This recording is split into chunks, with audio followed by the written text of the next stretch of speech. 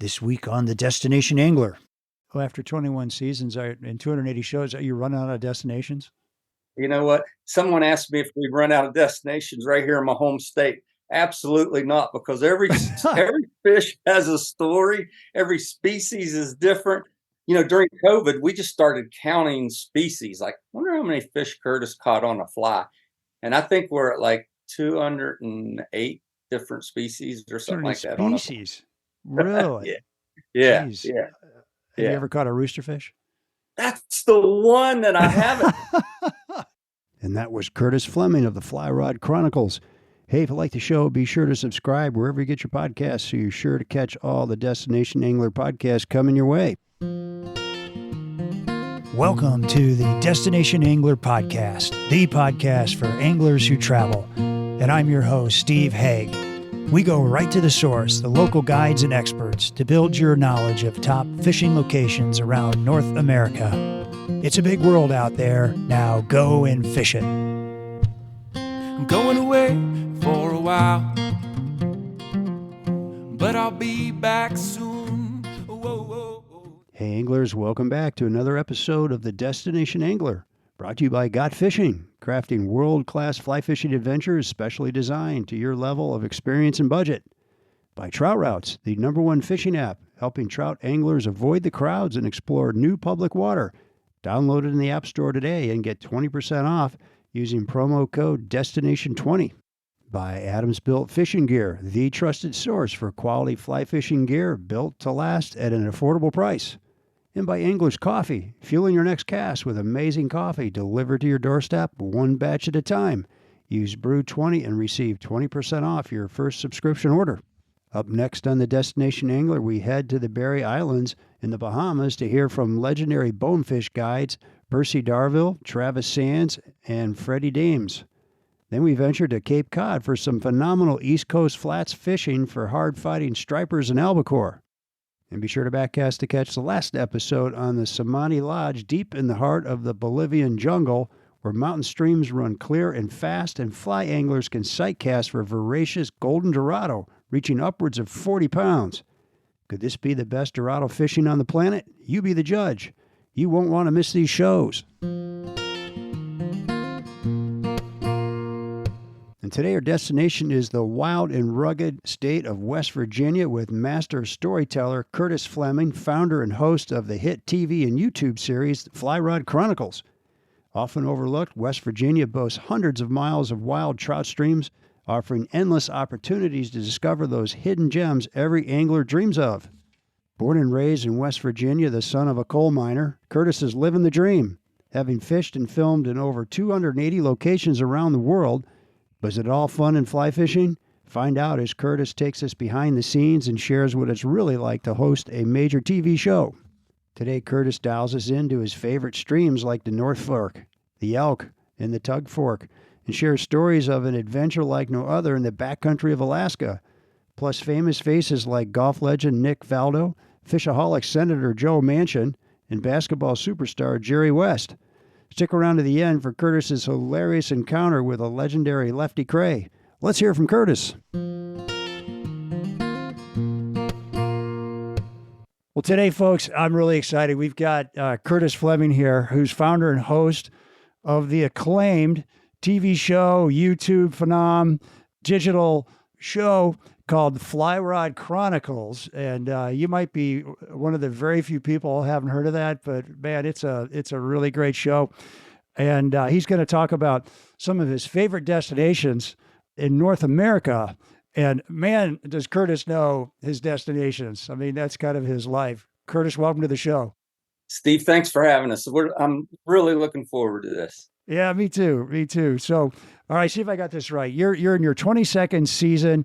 You fished over in 21 years, 22 years, I guess, 280 different, fished and filmed in 280 different locations. And you're still married, right? I have the most understanding wife in the world. I'll bet. Our first date was on a hunting trip. So she learned right off the bat that I don't need a curfew. I'll come home when I'm done hunting and fishing, right? Yeah. Yeah, my wife always asks me, so when are you coming home? I don't know. It depends how the hunting and the fishing is, and she's just kind of gone along with that. I'm with you. Yeah. So folks, when Curtis says this is a top destination, I think you ought to, listen up. I know I'm listening, and I run a podcast called The Destination Angler, so I can't wait to hear what he's going to talk about. Anyway, so Curtis is going to tell us about a show here in a minute, but I can tell you just from watching the show, they are full of faith, family, friendships, and of course, fly fishing, and they're a lot of fun to watch. And he sort of characterizes his reality TV fishing show. Do I have that right, Curtis? I got that off your website. Yeah. Okay. Yeah, you do. Absolutely. You're spot on. So here we are. Curtis reaches millions of people. But anyway, down-to-earth guy. A couple more things, Curtis. You're from West Virginia, son of a coal miner. I want to hear about that a little bit. Yes, sir. And now I'm going to brag a little bit about you because you're one heck of an angler, and you and your family hold 9 IGFA world records. So we might dig into that a little bit. I just did a show with a guy who holds 3 down in the South Holston. And you've been inducted into a couple of Hall of Fames, recognized by a bunch of associations, American Outdoor Sportsman of the Year, Best Show Host by Sportsman Choice Awards. And then this is the one I love the best. Best 55 Things to Happen to West Virginia. I take pride in that role right there, Steve. Do you? Yeah. Oh, absolutely. Absolutely. We have 55 counties in West Virginia. Oh, is that it? Okay. And you know what? To be chosen as one, I'll wear that badge. I wonder what 56 was that got cut, maybe. Maybe I'll offend some people out there. Maybe he was a worm fisherman, right? Oh, they're the worst, right? Unless they're under 7 or 8 years old, then they're fine, right? Amen. Then they got to start That's fly right. fishing. Anyway, so man, that's a lot. Curtis, you're sitting down now, but do you get a chance to relax every now and then? No, not really, because when we started the show, it just seems like it was yesterday. My daughters grew up on the show. They were little kids. And now my oldest, Lakin's 29 and Autumn's 26. And, they've gotten to travel with us. But Lakin said something the other day, and she's like, Dad, if you retire tomorrow, we can sit there and watch all your shows, and it'll only take 11 days, 9 hours, and 30 minutes. Is that what it comes out to? Yeah. So Yeah. One of these days, I may do that. I may just take a couple of weeks off and just go back to what we've been. Yeah, there you go. Well, most people are lucky if they even write something down from a trip and I keep little journals, and it's fun to go back and read it, but you can watch a TV show to remember what you did. There you go. Yeah, documentation. Cool. Yeah. So, all right, how was your trip to, didn't you go to New Mexico, the San Juan, the Chama, a couple other places, the Chama? Yeah, the Lodge of Chama out in New Mexico. Yeah. And so we fished a lot of high mountain lakes out there. It's part of the Jicarilla Apache Indian Reservation. Oh. And we've been going out there for probably the last 12 to 13 years. It's really known as an elk destination. And they have incredible elk hunting out there. For my father's 75th birthday, he'll be 85 Sunday. But on his 75th birthday, I met the chief out there, and he was like, so your dad goes underground and digs coal for a living. He's a coal miner. He goes, how does that happen? And, I was explaining, and he goes, does he elk hunt? And I said, our last trip was on 9/11, and he didn't get an elk. He's never got a bull elk. And I said, he just said that he's not going to leave home after 9/11. Oh. And he goes, will you tell him he's got to leave one more time on his 75th birthday? I'm giving him my best guide. And we took my dad out on his 75th birthday, and he got a 6x6 bull elk. Seriously. Oh, it was so emotional. It was wow. Yeah. Then we tied up some elk hair caddises and then went fishing. From the elk. Yeah. Did you? Yeah. Oh, that's great. Yeah. Oh, I've used to do a lot of quail hunting. I still got a lot of quail feathers laid around. I'm like, I got to get a quail feather into this fly somehow. And it's fun to when you shoot something and then fish with it. That's kind of cool. Absolutely.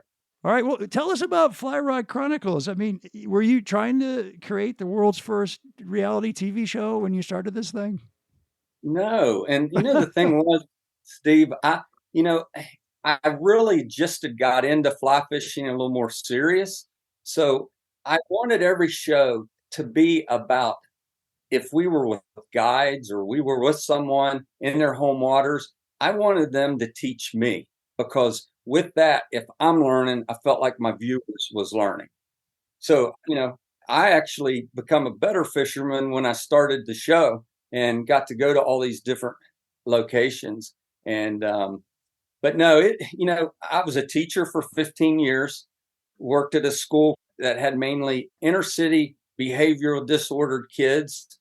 My wife at the time was a principal, and I did a little gas and oil deal that was pretty cool. And I tried to balance them both. And while we was getting ready to drill on our next adventure, a friend of mine's like, "Where are you catching all these big fish in West Virginia?"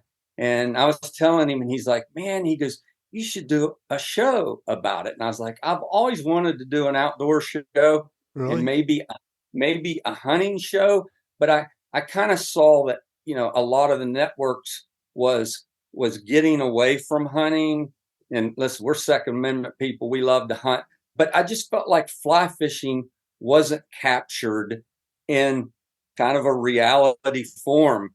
And we dialogue with our camera people. We dialogue with our people that we're fishing with. And every show we wanted to tell a story, whether we have a vet with us, whether we have a special guest or someone. So every show's got a story to it. Yeah. Well, I feel like every show I've watched, I haven't watched 280 of them, but I've watched a couple of them, and I feel like it's always about the people. I mean, it's about the fishing, but with you, it's about the people. You're just that kind of a guy, I'm going to guess. Well, and there's so many shows I don't even fish on my own show. For an example, we went down the Madison River with 36 Gold Star fathers that, really? that lost, a son or daughter to war. And, I showed up out there with fly rods, and I was like, there's no way I can fish. I just want to capture all this and let people enjoy this, and made some really good friends on a trip like that. Well, that's really cool that you'd come up with that kind of an idea to do a show on that. Well, after 21 seasons and 280 shows, are you running out of destinations? You know what? Someone asked me if we run out of destinations right here in my home state. Absolutely not, because every fish has a story. Every species is different. During COVID, we just started counting species. Like, I wonder how many fish Curtis caught on a fly. And I think we're at like 208 different species or something like that. Species? Really? Yeah. Have you ever caught a roosterfish? That's the one that I haven't. We just got back from Guatemala, and we devoted a morning to rooster fishing because the guy, David Salver, he's like, you got to go home. You got to tell everyone you caught a rooster fish with me. Yeah. And he said he was going to take one for the team and say that the boat wasn't right. We needed a smaller boat with a center console, but I'm taking the heat. I had my chances. And yeah. But we're going back. We're going to go back and check. Yeah. I did a show with a guy just recently, guys down in Baja, Mexico, Jeff Fezco, and he teams up with this guy who was the sous chef from the French Laundry in California. And so they do this really amazing, cook your meals that are out of this world. And they fish for roosterfish from the beach, which is, that's like a lot of sprinting. And he's got some kind of an ATV that they use to find these schools. Yeah. Anyway, well, there you go. That's Me and you cool. both got to catch a roosterfish. Okay. Yeah. So you've been all over the world with this show, haven't you? It's crazy where it's taken us. Again, being a teacher and, having a couple vacations a year was a trip to Myrtle Beach with the family. And then, a trip trying to get a couple of days fishing in. I just never would have dreamed when we started this that we'd see so many different places. Huh. Yeah, it's just crazy. All right. So at what point did you kind of go, man, this is really starting to take off here. I might be able to make something of this. Well, do you remember the show Mutual of Omaha presents Wild Yes. Kingdom, right? Watch Right? why Jim separates two mating rhinoceroses. Yeah, I remember that. I love it. Yes. Yeah. So I used to watch that, and I always Me thought if I too. had a show, and West Virginia, I just feel like we don't get the credit for all the beauty and everything that we Yeah. have. Our Yeah. governor said it's a diamond in the rough, and I thought if I ever get a show, I'm going to name it Wild Wonderful West Virginia presents whatever the show is, because Mutual of Omaha did a great job of branding that show, right? Yeah. Because their name's at the head of it. A lot of people thought the name of the show was Mutual of Omaha. Right. So Right. yeah, so when I started it, I went to our governor at the time, and he's currently a senator, and he's a fisherman. He's like, Curtis, you got to prove yourself first. And I was like, man, I'm getting denied by my home state, and this is what I really wanted. And I was doing a couple shows with a gentleman. He was Songwriter of the Year like 3 years in a row in Nashville, and he's a Vietnam veteran who loves to fly fish, Sam Tate. And Sam, he's like, you need an agent. You need someone to help you, help you find sponsors. And we partnered up. And my first headline sponsorship was the Eastern Band of the Cherokee Indian Nation. Really? Yeah, out of Cherokee, North Carolina. And so we worked with their tribal members and trying to raise fishing awareness right in the town of Cherokee. And we opened up some trophy waters on the O'Connell Lefty. And so, I had everything at that point. Like, I got a headline sponsor. Yeti was like one of our first sponsors. Wow. They were coming into the market. And like Flip Pallet and I was like the first ambassadors on the fishing end of it. And, to still have a relationship with Yeti. And, it's just a cool story how the circle was made. Yeah. Keep those sponsors happy, right? There you go. Yeah. I know what it's all about. With so much information out there, it can get downright confusing and even overwhelming to find the right fishing adventure. Sorting through all the options and fees can be quite the headache.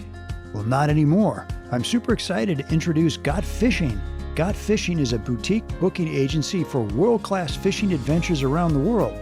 They ensure that you are on the exact fishing trip that meets your skill level, budget, and desired experience. Whether you're a seasoned angler or new to the sport, Got Fishing's personalized service will help you decide which adventure is the best fit for you, your group, or even your business. Worry about fees? Worry no more.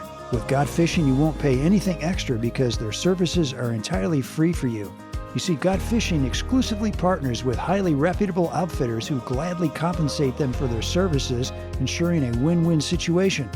Explore the range of fishing adventures and learn more about the services Got Fishing provides at gotfishing.com. That's www.gotfishing.com. And check them out on Instagram, too. Do you struggle finding new trout streams to explore? Tired of stumbling around country roads looking for access points? Looking to escape the crowds? Then look no further, because Trout Routes has meticulously mapped and classified over 50,000 trout streams covering the entire lower 48, including 350,000 hand-curated public access points marked and ready for you to explore. I'm a huge fan of Trout Routes because they make it so easy to explore new trout waters. Many times, Trout Routes has helped me find new public water and get into fish fast. And the good folks at Trout Routes have been busy this winter making Trout Routes even better. Enter Stream Cards 2.0, the latest iOS release that brings together more info at your fingertips by organizing data like stream flows, access laws, nearest fly shops into easily accessible tabs for every river and stream in the app. And now you can check real-time stream height and flow rates with river data from stream gauges and compare those with historical data to spot trends. Pretty cool, huh? Planning a trip? Well, you'll love the advanced filter features that let you hone in on top-rated streams, boat ramps, camping spots, and more. So what are you waiting for? Start exploring today by downloading Trout Routes on your Apple or Android phone. Well, let's jump into kind of the subject of the show here, and that's, some destinations. So I'd love for you to kind of tell us a little bit about some of your favorite destinations. And I got a feeling you might want to talk about West Virginia, and I'd love to hear about that. But you decide wherever you want to start. Well, we'll start right here, and I've seen 49 states. I've caught fish in 48 states. So I tell everyone that West Virginia has like the biggest and most beautiful backyard. It's just everywhere you turn, it's a postcard. Yeah. And Steve, as you know, in the East, with our climate, we have to do supplementation on some rivers and we have to do stocking. Our Division of Natural Resources, they're just on point. These guys, they get it. The guys and girls are always working to make our fisheries better. But we also have, I think you had Dave Thorne on, who's one of our biologists. And I think TU has said it's some of the best wild trout fisheries in the nation. Yeah. So, right. Yeah. Because we go from elevation, to almost nothing to Spruce Knob, which is a little less than 5,000 feet. So we have a lot of streams that come off of those areas. Those are mountains. You know what I mean? Those aren't like in Indiana, we got hills, and things that have eroded away and turned valleys. They kind of look like, but you guys have mountains. It's beautiful. Yeah. And then the species, and we focus a lot on trout, but we got an incredible smallmouth fishery here. Muskie, we put on the map. Muskie's really taken off around here. Everything from carp, bluegill, sunfish, stripers. I mean, we've got it right here in West Virginia. Yeah. Some great people too. Is there a stream or two that you could tell us about that you really think is world class? Oh, absolutely. So we fish a lot over to North Fork. So it's the North Fork of the South Branch of the Potomac. Oh, wow. Yeah. And it ends up being the Potomac right in DC when you finally get done floating. But it starts, with a trinkle, and it starts with, we have wild rainbows, we have native brook trout. And then when you get further down on the stream, there's 33 miles of stock fishing. Okay. Where they stock different species of trout. And I know a lot of people, they've named it's a rainbow trout. It's the golden rainbow trout. And that was originated here in West Virginia in the 50s. And people call it palomino. People call it banana fish. Okay. Yeah. Yeah. But that fish was actually, and we did a show on it and went to the original hatchery where they found that one little egg. And it was just a mutant. And then they started raising them, and now they're all over the world. I didn't know that. That's where palominos came from. I didn't know that. Yeah. So wow. the true golden trout, come from the Sierras, and that's a golden trout. This is actually a golden rainbow trout, is what it is, but it's gotten all kinds of different names over the years. Yeah, I've bumped into those in Colorado. First time I saw them was in Colorado. I was like, "What in the world is this thing?" I had the president of the IGFA with me, Neil Horton, and we were in Colorado, and he was so focused on that fish because they stick out. They do. And people will call them indicator fish because if you see that one fish, there's usually 10 that you don't see beside it, right? Yeah. And so he spent a half a day on that one fish and finally on camera hooked up and landed it. He was like beside himself, Was he? There you go. You made him happy. Yeah. So what else in West Virginia would you say is top notch? I feel like the last time we were talking, Steve, we were getting ready to do a show down on the Tug Fork. And we worked with the Division of Natural Resources to do a 2-part show series. And on the Tug Fork, on that drainage, the actual Tug Fork is loaded with smallmouth bass. The problem with that river is, you can't go 2 or 3 feet without seeing a tire that's been polluted over the years in that stream. And there's been so many different coalitions and the TUs and people just getting together and saying, hey, we're going to do a stream cleanup. And they've come a long, long ways on that fishery. And like we caught a gar, that's something that you don't usually see in streams like that. Yeah. And so we kind of told the story.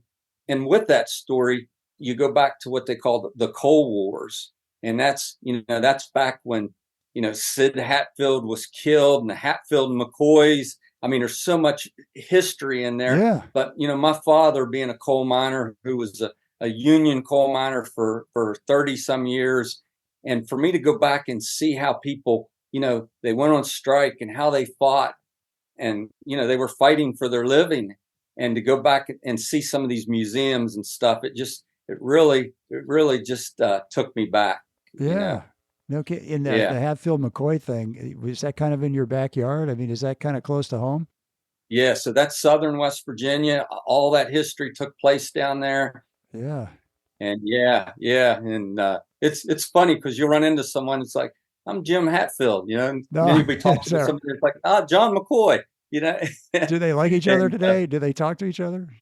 I think they settled the war at this point. They did. They must have went fly fishing and figured it out. Somebody was on your show and you got them all together, made peace. Yeah, I hope so. There you go.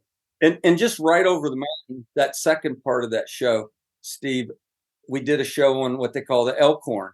And, for years, the Elkhorn has gotten a bad name, names like sewer and there's just raw pollution that was actually going in this stream. And don't quote me on the dates, but I feel like it was maybe late 70s, early 80s. There's a rumor of, this is a fact, this part of it, that a stock truck went over there to stock a bunch of fingerling, rainbows and brown trout. So the rumor part of it is the truck broke down. Another rumor is that the stock guy went on a break and forgot how much time, but the aerator went bad.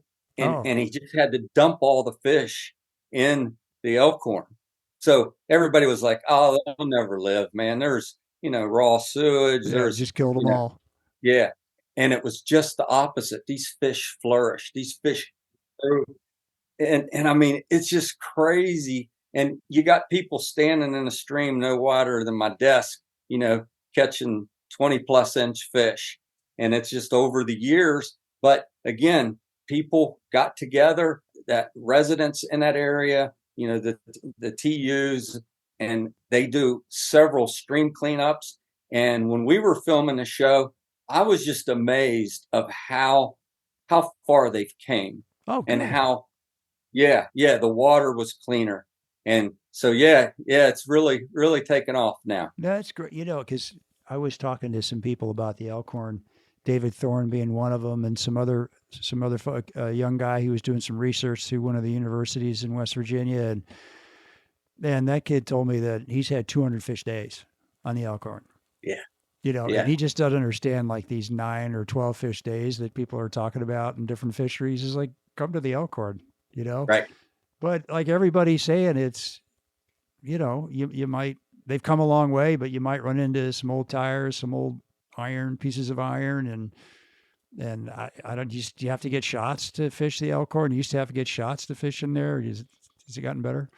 So I think that's a rumor. I really Is that a rumor? do. Good to hear. Sorry to even bring it up if it's a rumor. Oh, no. I no. And listen, again, from a son of a coal miner that saw, that just mining has come so far, right? I mean, we've come so far as stewards of the land. And we just, back then, we weren't educated on, if we take all the trees away and we put a railroad track, what's that going to do to the stream, right? Mm-hmm. And, people would pollute in these streams. That would be their place to get rid of stuff. And then all at once it was like, hey, wait, look what's happening here. Look at, we got to get smarter. And I have no grievance. I have no hate toward what people did. I just don't think that we knew the impact, right? Different era. It is. You and I grew up, and I grew up in the 60s and the 70s, and I can remember raw sewage getting pumped into the creek near my house when I was a kid. Yeah. We used to fish for carp. Carp fishing was good because of it. Yeah. But they've cleaned it up, and now they've got steelhead coming in from Lake Erie up the Maumee River. Can you believe that? I mean, it used to be raw sewage in the 60s, and now there's steelhead. Yeah. Coming up through there. Such a cool story. Hey anglers, if you're on the hunt for fishing gear that's as tough as you are, look no further than Adams Built Fishing Gear. Since 2014, Adams Built has been the go-to choice for anglers who demand quality without breaking the bank. Their lineup of lightweight waders, high-quality nets, and meticulously designed fly boxes is second to none. But here's what really impressed me. Adams Built stands behind their products like no other. Every single item is guaranteed to last. Yep, you heard that right. And get this, Adams Built waders even come with a lifetime repair or replace guarantee, with you only paying for shipping. Now that's a deal you can't beat. So why settle for gear that won't last? Make the smart choice and gear up with Adams Built fishing gear today. Ask your local dealer for Adams Built or visit www.adamsbuiltfishing.com and tell them Steve sent you from the Destination Angler podcast. We are a coffee company. It's quite literally what gets us up in the morning. The smell, the taste, the ritual.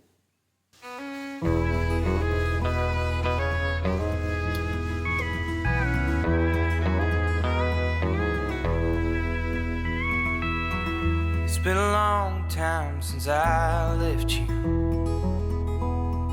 At Angler's Coffee, we take care to ensure that the beans we use are the highest quality, ethically sourced and chosen to be delicious from the roast to your cup. French press, drip, pour over, espresso, or steeped, we have something for you. Come taste what we've been up to. You deserve it.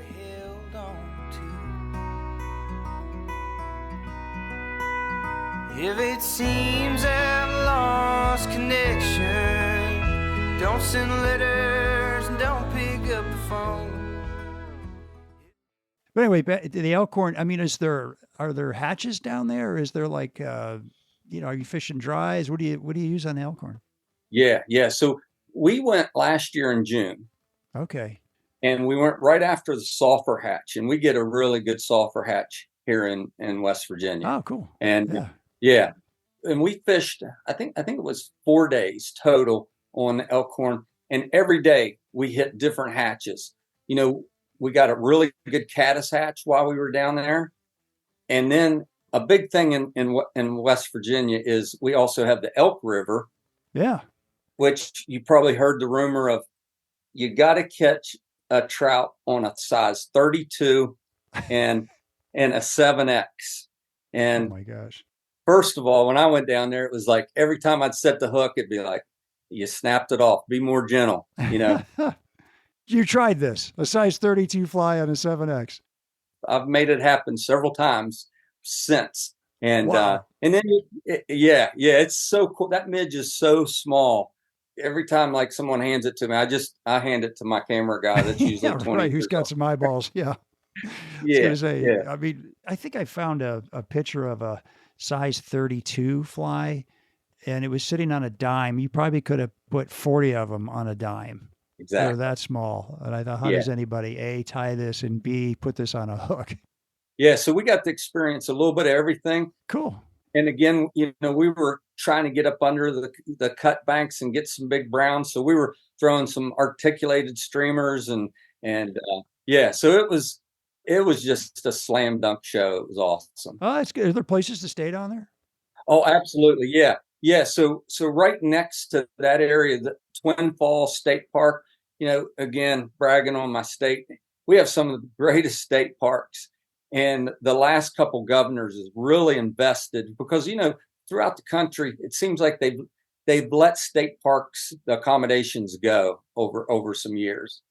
And our governors and Division of Natural Resources and state parks folks, they've really got behind on trying to make these parks nicer and better and everything. So that was one place we stayed, was Twin Falls State Park while we were down there. Yeah, that's great. Yeah. Got to get out there, folks, and check out West Virginia. Now, speaking of West Virginia, there's some famous folks who like fishing that are from West Virginia that I think you've bumped into over the years, aren't there? Yes. It seems like a lot of fishermen and hunting people have come from this area. I guess maybe the most famous, and we just lost him, was Jerry West. And as a little kid, grew up just idolizing Jerry West, and it's like, he's a Laker, then he's managing the Lakers and coaching, then he becomes an owner, and he's the logo of the NBA. Yeah, he's the logo. He is the logo. And, reached out to him about coming on the show, and he was like, absolutely, I love what you're doing. I'd like to be part of it. And so we fished for 3 days. And you know how it is, Steve, when you first get to know somebody, they might be a little bit quiet and reserved. And then as you fish, you get more comfortable with each other. Yeah.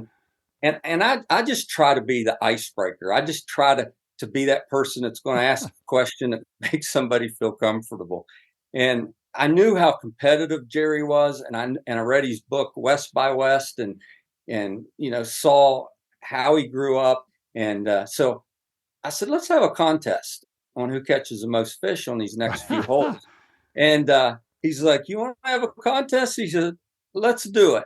So when we got to be like 4 and 4, and then I caught my next fish, I'd say, Jerry, I'm at 7, you're at 4. And he just kind of roll his eyes. And then we'd go through it, and we might be at, 9 and 7. And I'll be like, Jerry, you're at 6 and I'm at 13. And finally he just went, who in the hell taught you mathematics? He goes, that, and you lie so bad. And so he turned it on. You could just see the old competitive basketball player came out of those waders, and he just started stroking them, man. And after that, it's just like, it's, I think, what he needed at the time. Yeah. And, but yeah, it was an honor. It was an honor to fish with Jerry. Who won? Yeah. Who caught the most fish? So, if you take those days and put them together, I'm going to say Jerry won, and I'm going to say I was a real gracious host. There you go. Yeah. Well, it sounds like he might have accused you of cheating at one point at the beginning there. Oh my, several points. I mean, just like your podcast, at a time or two, I'm sure you've had to use the bleep button. We had to bleep him a few times. Is that right? When we got to, hey Jerry, I'm at 44. That's your old basketball number, and you're only at 20. I think he forgot he was mic'd, and he let a few bad words slip. Like a few sons of guns, man. Yeah, that's hilarious. Yeah. All right, Chuck Yeager. You met Chuck? So Chuck, he's from our home state, right? Yeah. And fished all over the world and everything, but I've never got a chance to fish with Chuck. Oh, that's too bad. No. Our governors, I've gotten to fish. Our governor right now, our current governor, Jim Justice, he's just a big kid who loves to hunt and fish. And so we got him out to fish. Our former governor, Governor Tomlin, has never fished before, got him out. Absolutely fell in love with it. And then like the next day was 4th of July. We were at an event and he was supposed to golf. And he's like, no, I'm not going to golf. I'll fish with you all. He stayed and fished. How about that? Yeah. The convert. Yeah. But we've brought a lot of cool people to West Virginia, like Nick Faldo. Sir Nick lived here in West Virginia for a while. And now he's in Montana.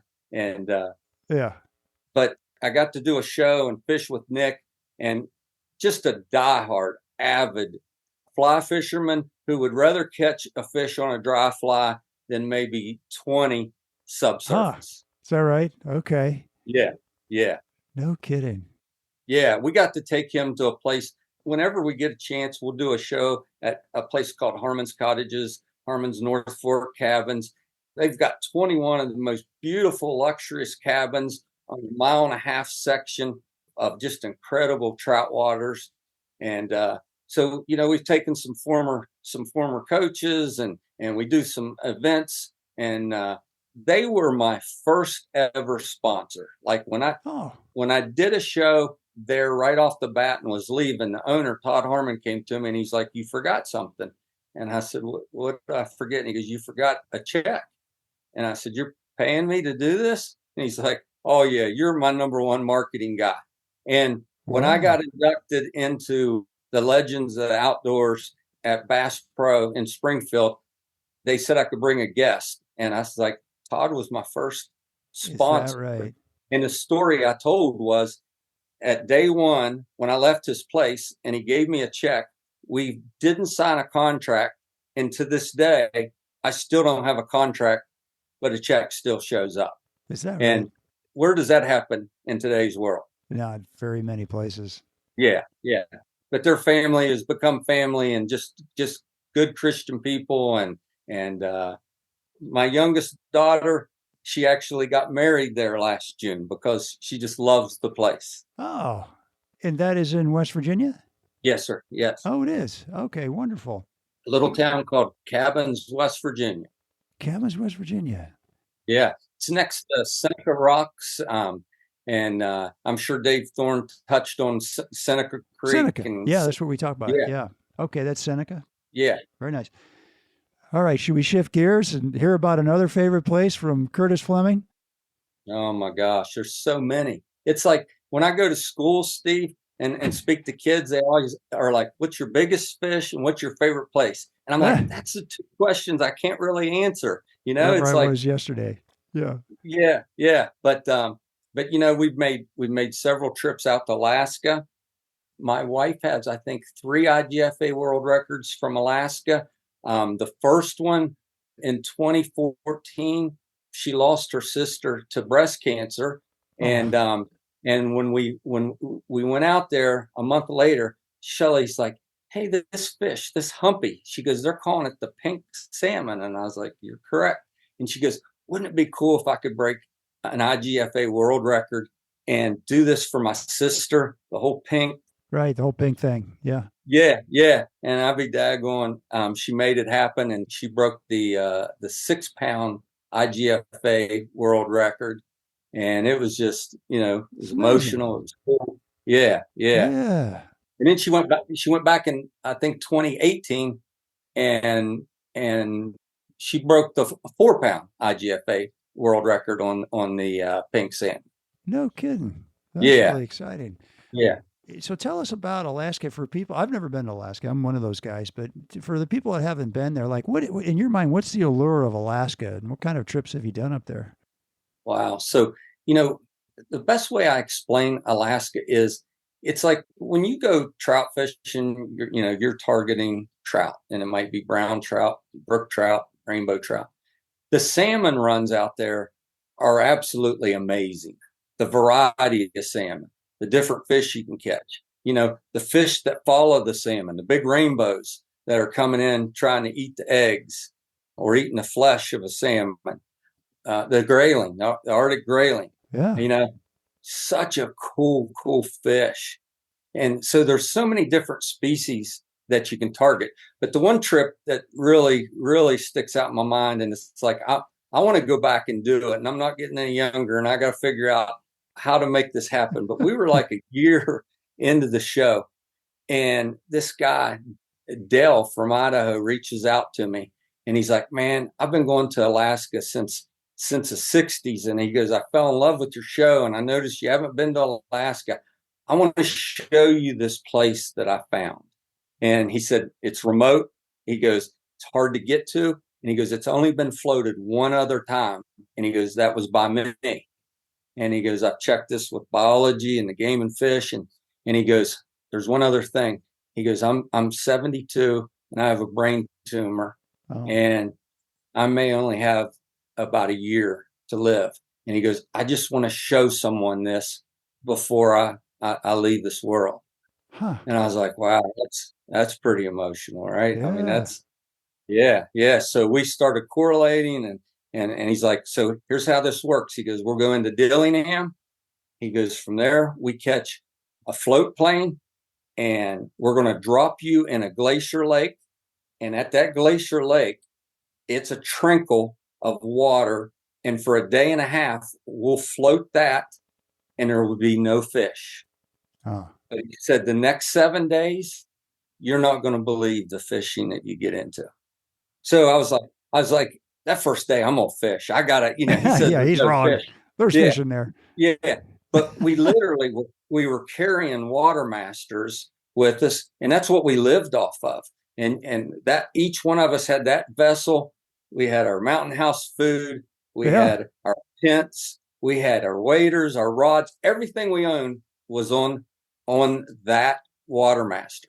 Yeah. And so you would float, and then you'd set up camp, and then you'd float. But that first mile and a half, what happens is you come to a big falls, this big waterfalls. The fish can't get up over the falls. Yeah. So he's accurate. There's no fish in that part.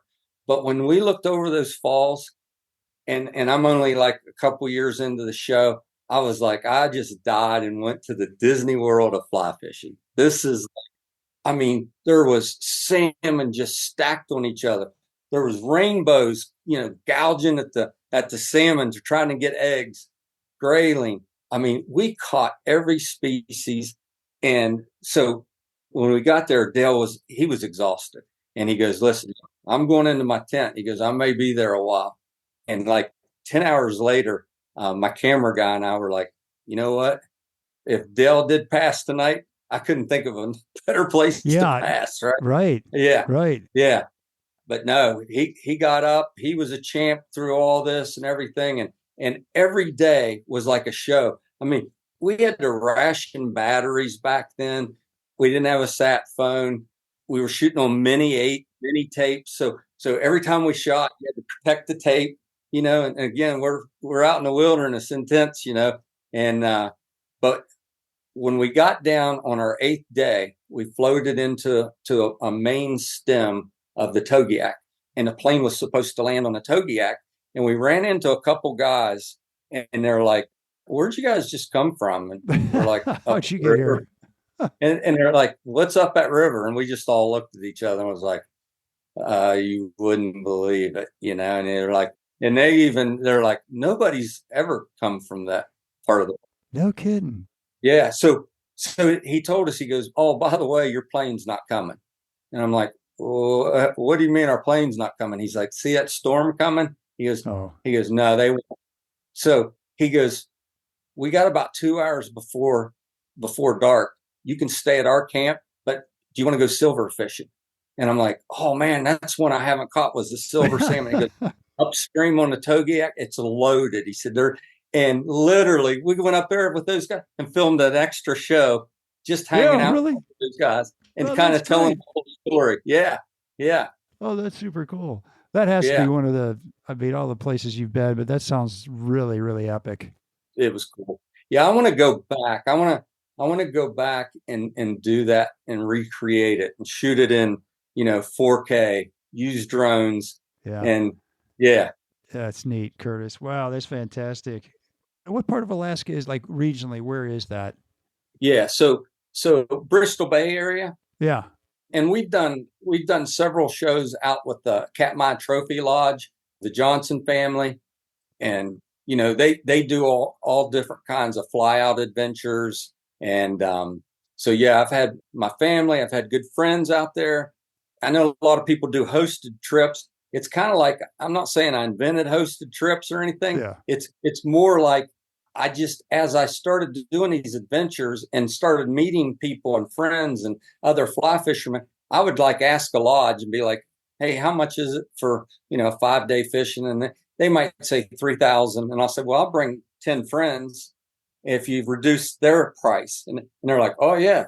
Oh, is that right? It works good for the lodge, the resort, and, my friends get to go, and it just makes good TV when you're with family and friends. Yeah, absolutely. Yeah. I mean, like I said, I think you always do such a good job with the relationship side of the, telling that story and, kind of digging into the people and the town and the history. And yeah, I've seen, well, let me ask you this, Mark Twain said that if you love what you do, you'll never work a day in your life. How do you feel about that? Is that you?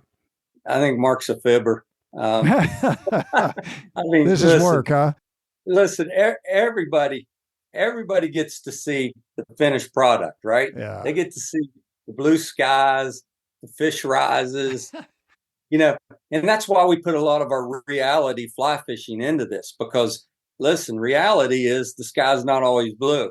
Matter of fact, it may be snowing sideways and you're expecting 70 degrees. So I think I thought when I was going to do the show that it was every day was going to be fishing. Honestly, I think fishing's maybe 5% of what I do. Really? It's like what you discussed. It's relationships, it's sponsor relations, it's, it's giving back. It's going to get others interested in the sport.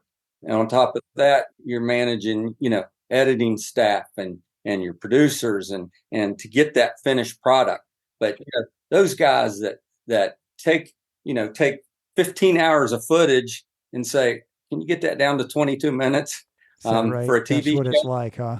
Yeah, it's like working a big jigsaw puzzle. So again, I think everyone thinks that that's all you do is fish for a living. And it's like, no, there's a little more to it than that. How do you set up your trip schedule? So are you doing sort of multiple shows on one trip and then you're home for a while and how's that work? Yeah. So when I first started this, my dad asked me that question. And again, coal miner, he's like, so Curtis, he goes, give me an example.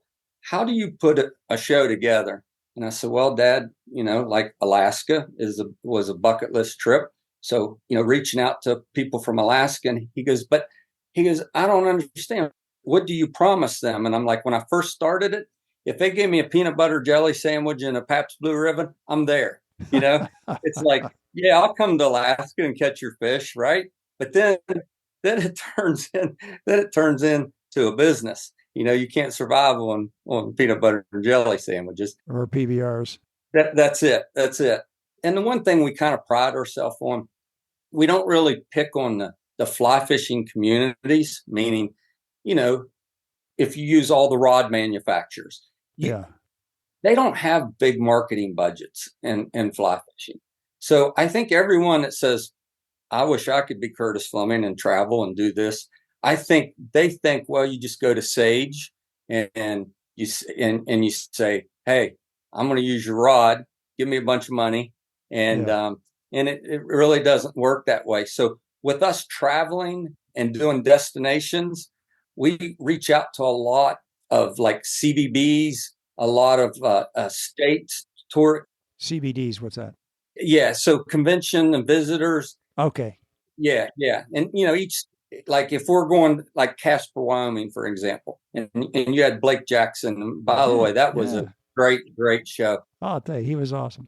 He is the best. And I will go out there and say, Blake is the person that is so humble that he doesn't want the spotlight, and he'll go down as one of the best fishermen that probably wasn't recognized as much as he should be. And again, he'll pick up your rod. I've seen him do this with my girls, and it'd be like, hey, do this. And you're like, did he just throw it like 90 feet? Yeah, that's what he did. But like, again, going back to Casper. So we know we're going to Wyoming. So, we'll reach out to Tourism Wyoming and say, hey, this is how many households, this is how many eyes we have on the show. And then go to the town of Casper.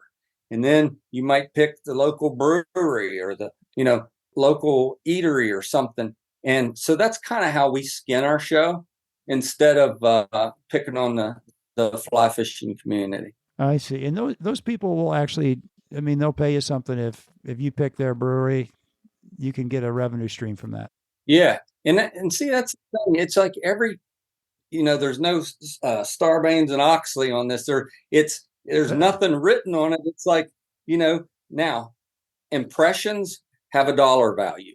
Like, for an example, if we're doing local TV, regional TV, well, we know how many households that is reaching. So there's a standard price for that 30-second spot. If you're reaching, 500,000 people, if you're reaching, 260 million people, the price goes up. And It's a lot of folks. So, and just tell me if you don't want to talk about this, but do you pay the networks or do the networks pay you? Absolutely. That's a great subject, Steve. So, and everyone thinks again, like, hey, you got a TV show, you get paid a lot of money to do it. It's just the opposite. We pay the networks a lot of money. You pay the networks a lot of money. Wow. A lot of money. They're in your pocket, not the other way around. It's opposite of what everybody thinks. So then you have to go out and sell the inventory, meaning, a commercial. This segment's brought to you by closed captioning. Really? So you got to go out and sell each one of these spots. Now, again, back to relationships. We've been really, really fortunate. We started with the Sportsman Channel, Outdoor Channel. They combined. And then Rusty Falk, who started Pursuit Channel, reached out to me and he's like, man, I love your show. I love the destinations. I love the production value. What would it take to get you over here? But first, let me tell you what we're doing. And he said, my kids are younger. They get the search engines. They get that, the TV brings so much, but we're moving into the digital world. And by the way, we're in more households than Outdoor Channel and Sportsman Channel put together. So that was an easy pitch for me and a lot of producers to move over there. And then Discovery Channel came to us, and it was kind of the same pitch. It was like, that's what Discovery is about. It's about going to different destinations, places, people, culture. So yeah, that's there's some work involved here. You're seeing now why maybe fishing's only 5% of what I do, right? Yeah. So wow, how about that? Well, I was going to ask you what the best part of doing a fly fishing show is and the worst part, but I don't know. Maybe we just talked about all that. Oh man, honestly, the best part is the people that I've gotten to meet. Yeah. I mean, I'd have never ever as a kid dreamed, and I did a lot of dreaming because I was that kid that was ADD and couldn't stay focused in the school. And you too? Yeah, a little bit. I'm still that way. Same. That's my family. There Dad, you you're go. ADD. Yeah. My daughter's a psychologist. She's like, Dad, you're ADD. I don't think I am, Grace. No, you are. Yeah. Well, my wife has always said that's why you can handle so many different tasks at one time. Your brain firing all over the place, Yeah, exactly. All right. So what would you say? You probably have a lot of these, but what was the most challenging episode that you put together? Challenging. Things that just went out of control, but you still got it together. That daggone muskie, it was like my kryptonite. It was that fish that eluded me. And the thing was, I had so many shots to make it happen, and was watching tutorials, YouTube stuff, had some of the best guides and just couldn't make it happen. And then during COVID, we said, we're committing to this stupid muskie, man. We're going to make it happen. And like, for an example, when I brought people on the show, there was a 12-year-old kid. His dad was the guide. He stuck one, landed like a 44-inch muskie The 12-year-old. Oh, really? Yeah. It was like, it was never going to happen for me. So my production team got a little cute, and they went back and counted all my cast that I casted for a muskie. And they went back through all the shows we did, and there's Curtis Salkin and struck out. And on my 9,968th cast, really, I catch my muskie, because they say it's a fish at 10,000 casts. Yeah. Well, I made Not it, quite. but I don't know. And I'm not sure if that's fly fishing, 10,000 cast, traditional casting and gear and equipment. But long story short, it happened before the 10,000 mark. And on my 42nd cast after that, I caught my second one. So, oh, is that right? Come on. Yeah. Oh, that's great. Yeah. Where were you? Yeah, in West Virginia. Okay. And we have some incredible muskie fishing. And gosh, I did shows down on the New River. We did the Greenbrier. We did the Bluestone. We did Stonewall Jackson. We did lakes, the Tigert Lake, Tigert River. And then I finally caught mine on the Buchanan River in Upshur County, West Virginia. And that's where I caught my first two. Yeah. Glad you checked that off. Now I want to come back to, let's get one more destination, Curtis, one more favorite spot that you've traveled to. Hear about that. Wow. Again, that's one of the tough ones. I guess there's one that we keep going back to is Belize. Ah. And the first time I went there, I got it handed to me. Wasn't prepared. Didn't realize that if you face north, the wind's hitting you in the face. If you face west, it's hitting you in the face. If you head south, it's hitting you in the face. it's like I really got humbled, and took it out on some bonefish, and really that was just a place that and I took my wife on that trip, and it's just like we've went back a half a dozen times, and there's just something about saltwater fishing, being out. And another fish that eluded me was the permit, and I could not hook up on a permit. And then finally I caught my first permit. And Steve, you'll like his story. So we catch it, we celebrate. So it's like, all right, I got that one off my chest. And my camera guy said, let me get some underwater footage of it. So he grabbed a GoPro, and I was like, that fish is trained. It went everywhere he went. I'm like, that is unbelievable. He came back, high-fived me, and he goes, I double tapped. He goes, I didn't get the footage. And I'm like, no. What? Yeah. And everybody's going, man, we got the hook set. We got the landing. Oh. Don't worry about the underwater footage. So I'm kind of like pouting, and we're heading back. We haven't seen a boat in an entire week on these flats. And I looked over and I was like, is that a boat? And they're like, yeah. And he goes, the one guy's hooked up.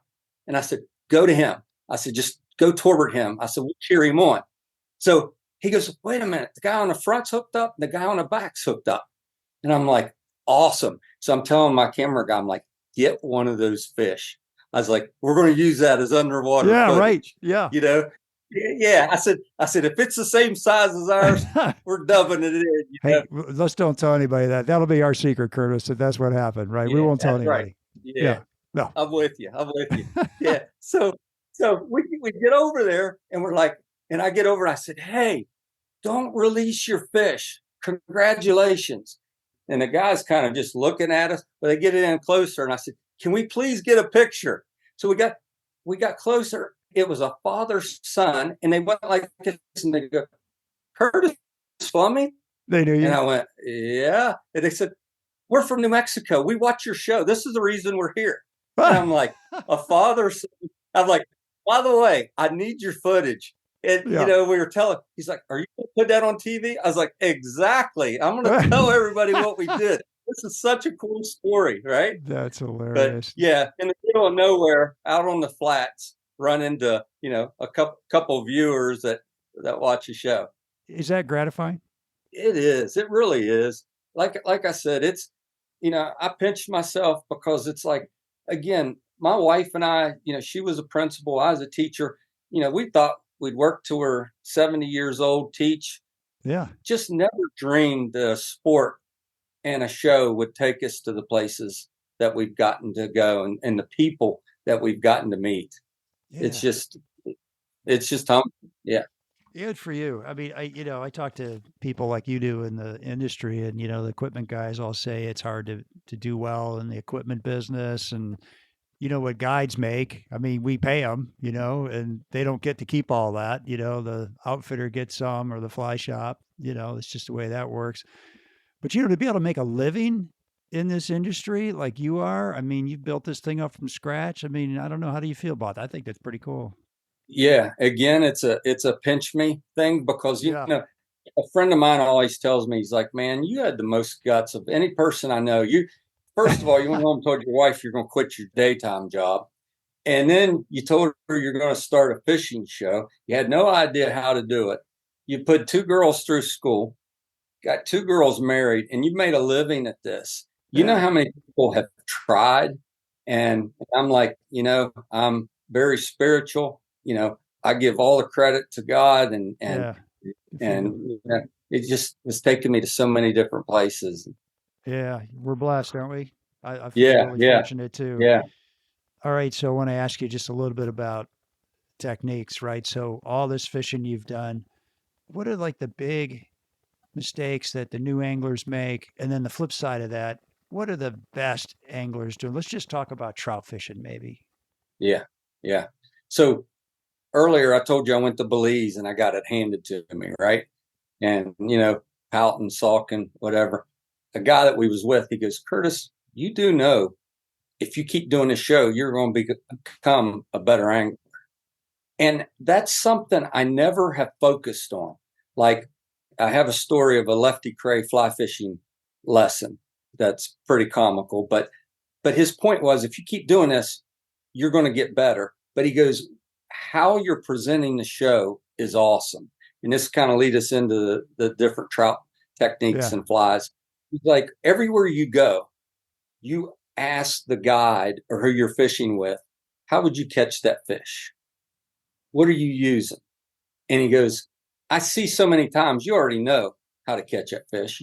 You know, it might take a bow and arrow cast, but you're just kind of setting your guide up to tell your viewers, because that's how we learn. You know, everybody's a visual learner. So for years, I didn't work on my casting. I didn't take that part of it serious, because everywhere we went, I knew we were going to rely on local knowledge. You know, it makes great footage. It's a great time to go into the local fly shops and have those conversations and talk about, you know, what's working, what's not. So I may be the longest living student of fly fishing, because I've been taught by so many.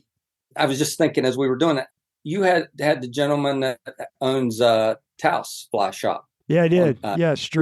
Nick Street and his dad. Yeah. I mean, like, I got to meet them in the middle of nowhere in New Mexico, and watched Nick, you know, take all the line off of his reel, and then just take his fourth section of his fly rod and put it all on that and cast all of his line out. Really? Nick can fish.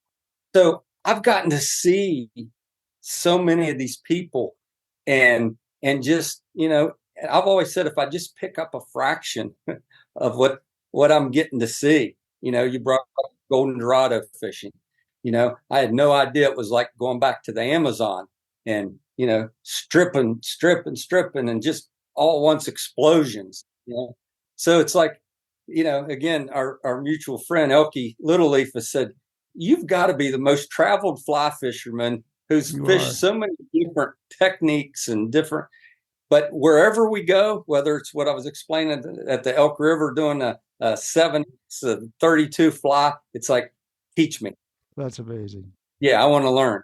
But I'll take you into the Lefty Kreh story real quickly. Yeah, let's hear it.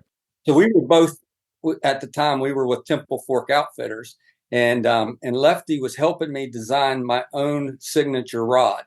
And so he's like, man, he goes, your cast, it's so stiff and everything. And he goes, and if we make the rod and we make it too stiff, it won't be a good rod to set, because you got to have finesse when you're setting the hook.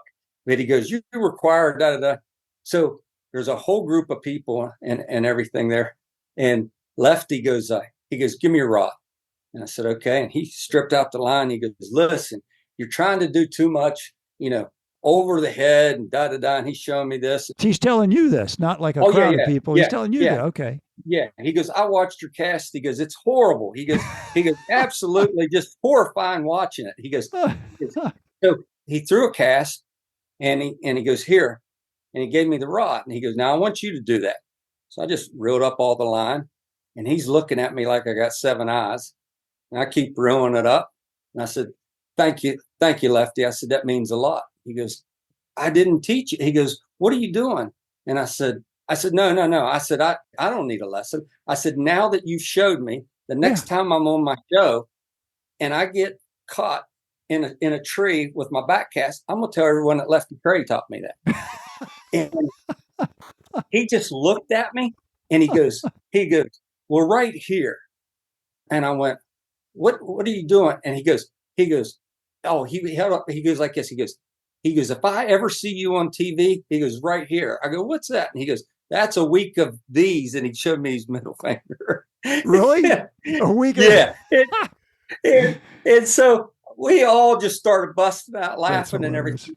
And he goes, come here, give me your rod. I was like, I'm good. I walked away. And like, I don't know how many people, like the owner of Temple Fork Outfitter, Rick Pope, he's like, I don't think we've ever seen anyone turn down a Lefty Kreh casting lesson. Yeah, I was yeah. like, I want to be the first. I want to be the first, right? I heard he was, a great guy and a little crusty at times. Yeah. You Well, know, that next year at ICAST, he's got like an entourage of people. He's talking to reporters and stuff. And I'm walking by him, and he looks up at me like this, and he goes, he did that.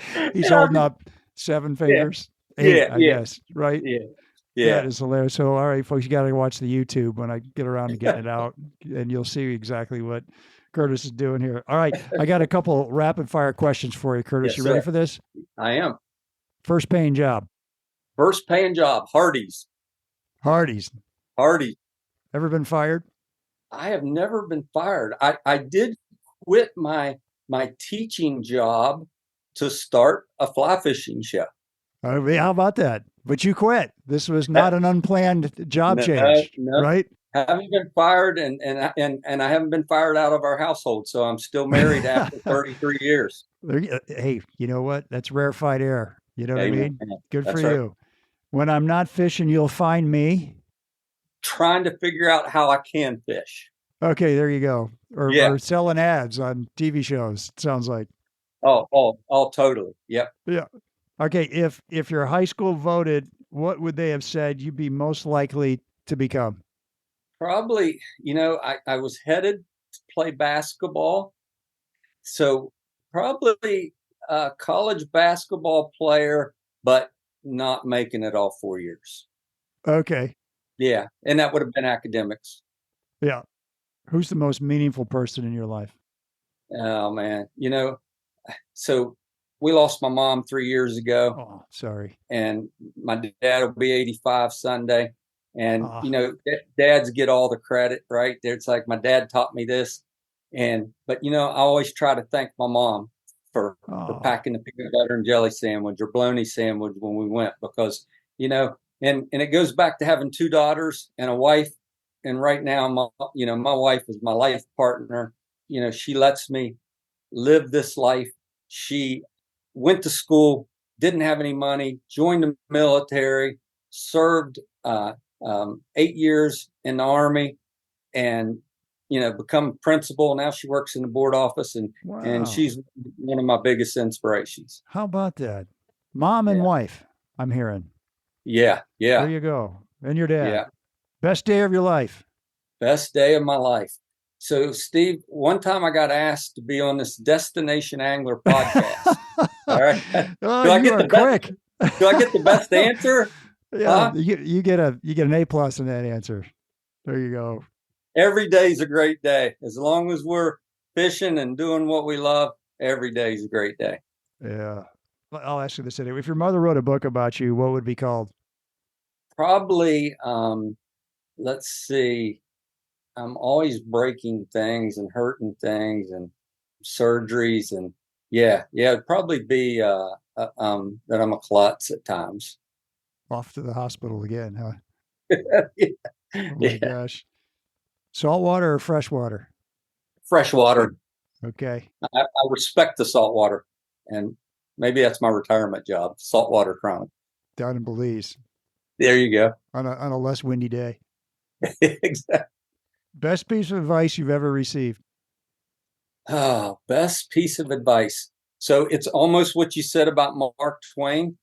I was fishing with Senator Manchin, and Joe was like, he goes, you got this figured out, Curtis. He goes, if you turn your passion into your love, you'll never work a day in your life. He told you that, huh?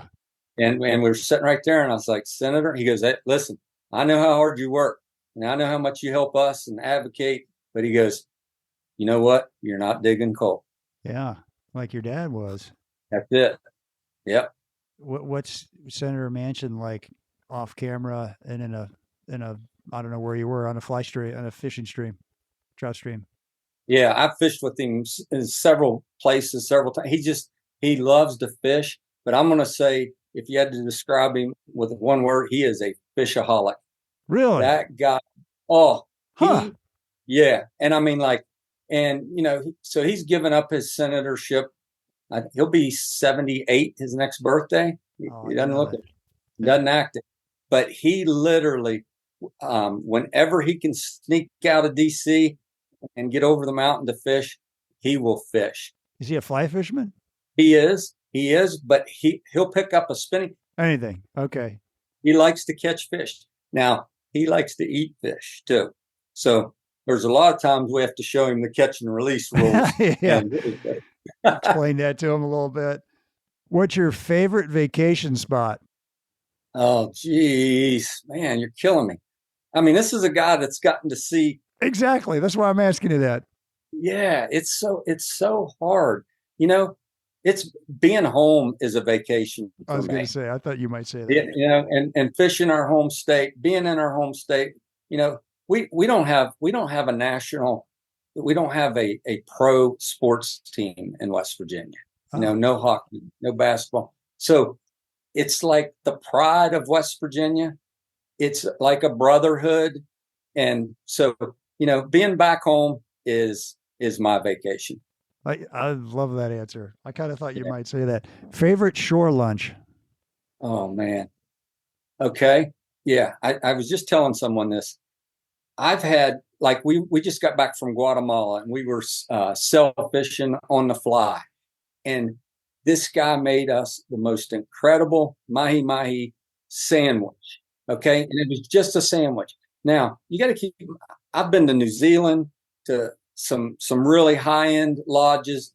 You know, I went over and fished the River Test and all the chalk streams in England, and you know, setting aside and having the cheese and the crackers but the way I describe my best ever shore lunch, we were floating with the Little Leafs, and it was probably on the Deschutes, and it was probably my daughter's first float trip. And when we pulled over, my wife was like, "This tortilla shell, it's amazing." And I kept hearing the girls, "Oh my gosh, this bean dip, it's amazing. The taco." And I was like, you know what? It wouldn't have mattered if they had a $300 steak or Spam. Yeah. It's that we were together, we were with family, and that tortilla, that taco tasted like a $300 steak.